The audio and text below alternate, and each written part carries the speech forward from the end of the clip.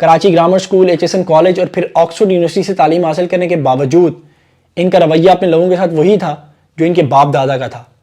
Process کے نتیجے میں بننے والے جو گروپس ہیں ان میں پاکستان کے پولیٹیشنز، ملٹری کی high command, judiciary, bureaucrats, religious scholars اور میڈیا ہاؤسز ہیں۔ بیرون ملک میں رہنے والے جو لوگ ہیں جو ساری زندگی مارگیج پے کرنے میں گزار دیتے ہیں، وہ اس بات پہ حیران ہوتے ہیں کہ نیو یارک، لنڈن، آسٹریلیا جیسی مہنگی پراپرٹیز غریب ملک کے لوگوں کی کیسے ہو سکتی ہیں۔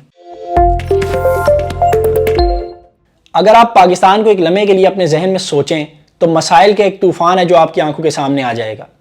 غربت، بے روزگاری، سوشل انسیکیورٹی، کروڑوں بچوں کا اسکول سے باہر ہونا، food shortage, electricity crisis, division on the basis of sects اور لاتعداد ایسے مسائل ہیں جس کا رونا پچھلے 75 سال سے پاکستانی قوم رو رہی ہے۔ اب سوال یہ پیدا ہوتا ہے کہ آخر ان تمام مسائل کو حل کرنے کی ذمہ داری کن کی ہے، اور وہ کون لوگ ہیں جنہوں نے 75 سال گزرنے کے باوجود عوام کو ان مسائل کے چنگل سے آزاد نہیں کروایا۔ اگر آپ ایک لفظ میں اس کا جواب جاننا چاہتے ہیں تو وہ ہے پاکستان کی رولنگ ایلیٹ۔ پرانے وقتوں میں ایلیٹ کا حصہ صرف وہی شخص ہوتا تھا جس کے پاس زرعی زمین ہوتی تھی اور اس کے علاقے کے لوگوں کی ضروریات اسی کی مرہون منت تھیں۔ وقت کے ساتھ ساتھ یہ سب ایوالو ہوتا چلا گیا اور موجودہ دور میں ایلیٹ ایک پروسیس کا نام ہے جس کے نتیجے میں کچھ گروپس کو کریٹ کر کے اس قابل بنایا جاتا ہے کہ وہ اسٹیٹ کے ریسورسز اور پاور کو اپنے حق میں مینیپولیٹ کر سکیں۔ ہمارے یہاں اس پروسیس کے نتیجے میں بننے والے جو گروپس ہیں ان میں پاکستان کے پولیٹیشنز، ملٹری کی high command, judiciary, bureaucrats, religious scholars اور میڈیا ہاؤسز ہیں۔ اسٹیٹ نے اپنے سیلفش مقاصد کو حاصل کرنے کے لیے ایسی پالیسیز کو ترتیب دیا جس کے نتیجے میں یہ تمام کے تمام گروپس اسٹرانگ ہوتے چلے گئے۔ جیسے کہ ملک کی کسی پرائم لوکیشن کے اوپر جو پراپرٹی ہے وہ تمام کی تمام پراپرٹی ان تمام گروپس کے اندر بانٹ دی جائے اور عام آدمی روٹی کپڑا مکان کے منشور کے اوپر ناچتا رہے۔ اس کو اسٹیبلش کرنے کے لیے سوسائٹی کو مختلف حصوں میں ڈیوائڈ کیا گیا۔ جیسے جو ملک کی ہائیلی پریویلیج کلاس ہے ان کے بچے HSN college, convent schools, Lahore grammar school یا کراچی گرامر سکول سے تعلیم حاصل کریں گے۔ اس کے بعد بیکن ہاؤس، سٹی سکول اور یہ سلسلہ چلتے چلتے محلے کے پرائیویٹ سکولز تک جا پہنچے گا۔ ملک کی جو وہ کلاس ہے جو غربت کی لکیر سے نیچے زندگی گزارنے پر مجبور ہے، ان کے بچے یا تو سکول جائیں گے ہی نہیں، یا اگر جائیں گے تو سرکاری سکولز میں جائیں گے جہاں نہ استاد کو کوئی فکر ہے، نہ اسٹوڈنٹ کو، نہ ہی پیرنٹس کو۔ حالانکہ ہمارے آئین کے آرٹیکل 25A کے مطابق 5 سے 16 سال کی عمر کے ہر بچے کی فری ایجوکیشن کا انتظام یہ اسٹیٹ کی ذمہ داری ہے۔ مگر چونکہ غریب آدمی کو یہ نہیں پتا کہ اس نے اپنی آواز رسپیکٹیو اتھارٹی تک کیسے پہنچانی ہے، تو سرکاری اسکولوں کے اوپر کوئی چیک اینڈ بیلنس یا ایجوکیشنل ریفارمز کا نام و نشان نہیں ہے۔ دوسری طرف جو ہائیلی پریویلیج کلاس ہے ان کے بچے جہاں ایک طرف اسکول کے اندر تمام سہولیات کو انجوائے کرتے ہیں، وہیں دوسری طرف ان کو ایک روشن مستقبل کی گارنٹی بھی دی جاتی ہے کہ آپ آئیں، HSN کالج سے پڑھیں اور پھر اس ملک کے فیصلے کرنے والے بنیں۔ زیرو سے کیریئر کو سٹارٹ کرنے کا کانسیپٹ وہاں نہیں پایا جاتا۔ آپ دیکھیں کہ پچھلے 75 سال کے اندر انہی کے جونیئر، انہی کے سینئرز، انہی کے بیچ میٹس چہرے بدل بدل کر پاکستان کے اندر ٹاپ پوزیشنز پہ بیٹھے ہوئے ہیں۔ آپ اپنے بینکس کے ہیڈز دیکھیں، بیوروکریٹس دیکھیں، جوڈیشری دیکھیں یا کسی بھی بڑی پوزیشن کے اوپر کسی بندے کو دیکھیں، آپ اس کا ڈیٹا نکالیں تو آپ کو 90% لوگ اسی کلاس کی پیداوار ملیں گے۔ کچھ دن پہلے ملک کے سابق وزیر خزانہ جن کا تعلق بھی اسی کلاس سے ہے، مفتاح اسماعیل، ان کی ایک سٹیٹمنٹ سامنے آئی کہ something very wrong with Pakistan is کہ یہ ملک صرف 1% جمہوریہ ہے۔ اس ملک کے اندر تمام فیصلے صرف 1% طبقہ کرتا ہے جو یہاں پہ سیاہ و سفید کا مالک ہے۔ انہوں نے یہ بات تب کہی جب وہ اپنی سیٹ پر نہیں تھے کیونکہ کرسی کھونے کا خوف نہیں تھا۔ عام عوام انہی لوگوں کے ہاتھوں بے وقوف بنتی ہے کیونکہ اسے بتایا جاتا ہے کہ 1973 کے آئین کے مطابق ملک میں طاقت کا اصل سرچشمہ عوام ہے، مگر یہ نہیں بتایا جاتا کہ اس عوام سے مراد یہ 1% طبقہ ہے جو ملک کو اپنے کنٹرول میں لیے ہوئے ہے۔ جبکہ میرے اور آپ جیسے لوگ یہ گانے سن کر بے وقوف بنتے ہیں کہ یہ وطن تمہارا ہے، تم وہ پاسباں اس کے۔ اور وہ ایک بڑی خوبصورت لائن آپ نے سنی ہوگی کہ امیر شہر غریبوں کو لوٹ لیتا ہے، کبھی بہیلہ مذہب، کبھی بنام وطن۔ آپ نے نام سنا ہوگا نواب اکبر بگٹی کا۔ بلوچستان پاکستان کا وہ حصہ جو 21ویں صدی کے اندر بھی پانی اور بجلی ایسی بنیادی سہولیات سے محروم ہے، یہ وہاں کے لوگوں کے سردار تھے۔ Karachi grammar school, HSN college اور پھر آکسفورڈ یونیورسٹی سے تعلیم حاصل کرنے کے باوجود ان کا رویہ اپنے لوگوں کے ساتھ وہی تھا جو ان کے باپ دادا کا تھا، کیونکہ ان کے اندر کے فیوڈل کو آکسفورڈ یونیورسٹی کی تعلیم بھی شکست نہ دے سکی۔ انہوں نے بلوچستان کے لوگوں کے لیے بڑی قربانیاں دی، جس کا اندازہ آپ اس بات سے لگا سکتے ہیں کہ بلوچستان کے اندر سالوں سے بھوک اور پیاس سے مرنے والے انسانوں کی تعداد میں روز بروز اضافہ ہوتا جا رہا ہے، مگر بگٹی کی اولادیں ایوان اقتدار میں پوری شان و شوکت سے رہتی ہیں۔ ان کو عوام کے دکھ تکلیف بھوک پیاس سے کوئی سروکار نہیں، کیونکہ وہ اسی بے حس کلاس کی پیداوار ہیں۔ فرینچ ریولوشن کے اندر ایک بات بڑی فیمس ہوئی تھی کہ کوئین کو جب کہا گیا کہ لوگوں کے پاس کھانے کو روٹی نہیں ہے تو اس نے کہا تھا کہ لوگ کیک گھر میں بنا کے کھا لیں۔ آپ کو اس قسم کی بے حسی پاکستان کے کونے کونے میں نظر آئے گی۔ اس اشرافیہ کا ایک ایسا ٹریپ ہے کہ اگر کوئی عام آدمی محنت کر کے کسی مقام پر پہنچتا ہے تو یہ اسے بھی گھیر لیتے ہیں اور وہ بھی اسی اشرافیہ کا حصہ بن جاتا ہے۔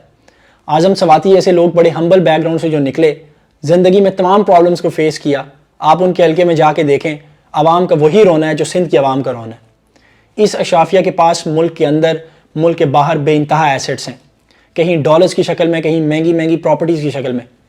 بیرون ملک میں رہنے والے جو لوگ ہیں جو ساری زندگی مارگیج پے کرنے میں گزار دیتے ہیں، وہ اس بات پہ حیران ہوتے ہیں کہ نیو یارک، لنڈن، آسٹریلیا جیسی مہنگی پراپرٹیز غریب ملک کے لوگوں کی کیسے ہو سکتی ہیں۔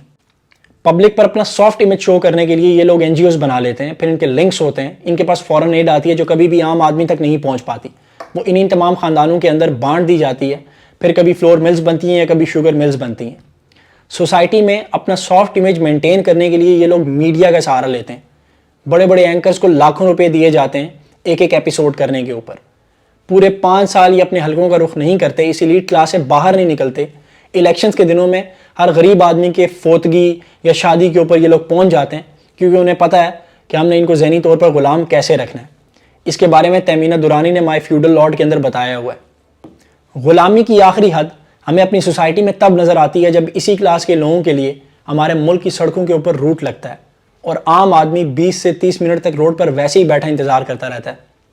ایمبولینس کے اندر کوئی مر رہا ہو، انہیں اس بات کی کوئی پرواہ نہیں ہوتی، کیونکہ یہ جانتے ہیں کہ جب یہ لوگوں میں جائیں گے تو وہ سوشل میڈیا پر تصاویر لگائیں گے ان کے ساتھ اور کہیں گے ود MNA MPA صاحب یا ACDC صاحب۔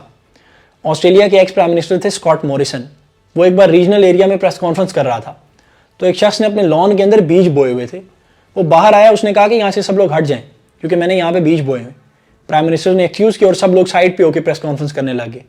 یہ عام آدمی کے حقوق ہیں ان معاشروں کے اندر جس کا تصور ہم اپنے ملک میں کبھی نہیں کر سکتے۔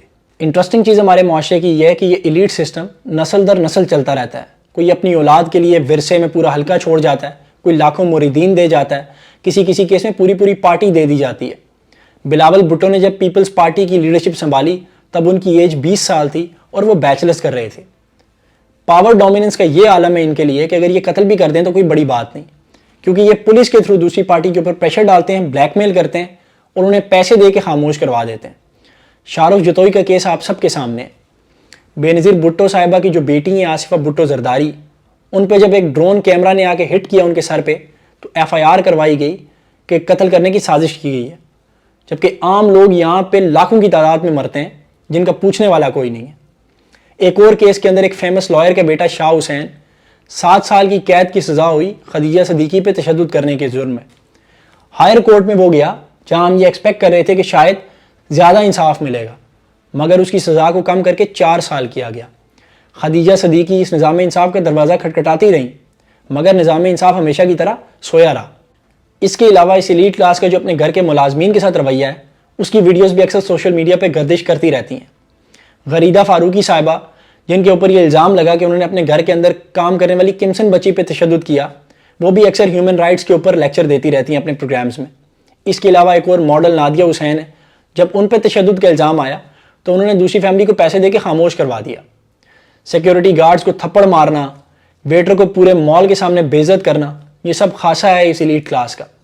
یہی لوگ جب ملک سے باہر جاتے ہیں تو یہ تیر کی طرح سیدھے ہو جاتے ہیں، کیونکہ انہیں پتہ چلتا ہے کہ یہاں کا قانون ان کے باپ کی جاگیر نہیں ہے، یہاں پہ امیر غریب تمام لوگوں کے لیے سیم قانون ہے اور یہاں پہ کوئی سفارش کے لیے فون نہیں آتی۔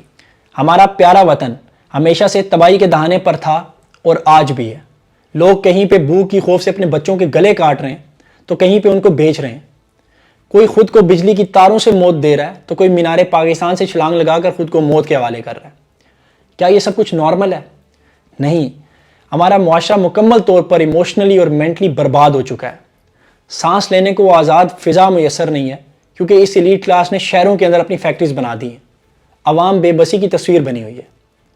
ان نامساعد حالات کے اندر بھی جہاں غریب 2 وقت کی روٹی کو ترس رہا ہے، یہ تمام ایلیٹ کلاس امیر ہے۔ ان کے بچے آج بھی بیرون ممالک کے اندر شہزادوں والی زندگی گزارتے ہیں۔ لوگ مر رہے ہیں اور وہی سیاسی جماعتیں کہتی ہیں کہ ہمیں ایک اور موقع دو، ہم اس ملک کی تقدیر بدل دیں گے جو پچھلے 70 سال سے حکمرانی کر رہی ہیں۔ P T I, P M L N, P P P, J U I, یہ سب لوگ مل کر عوام کو بیوقوف بنا رہے ہیں۔ ان تمام مسائل کا حل نہ ان کے پاس کبھی تھا اور نہ ان کے بس کی بات ہے۔ فرینچ ریولوشن ہو یا ایران کا خونی انقلاب ہو، ہم نے دیکھا کہ جب رعایا کے حقوق کو آخری حد تک دبانے کی کوشش کی جاتی ہے تو ایک لاوا پھٹتا ہے جو اس اشرافیہ کو اپنی لپیٹ میں لے لیتا ہے اور ان لوگوں کی جان چھڑاتا ہے۔ ان لوگوں سے خون بہتا ہے، گلوٹین میں لوگوں کو موت کے گھاٹ اتارا جاتا ہے، پورا زور لگا کر تحریک کو دبانے کی کوشش کی جاتی ہے، مگر ایک دن رعایا اپنے بادشاہ کے گھر میں گھس جاتی ہے اور اس کی پوری نسل کو کاٹ دیتی ہے۔ یوں اس ایلیٹ کے اوپر ایک عام آدمی کا خوف بیٹھتا ہے اور پھر یہ سب تیر کی طرح سیدھے ہوتے ہیں اور تب جا کے ملک یا سوسائٹی کو حقیقی آزادی نصیب ہوتی ہے۔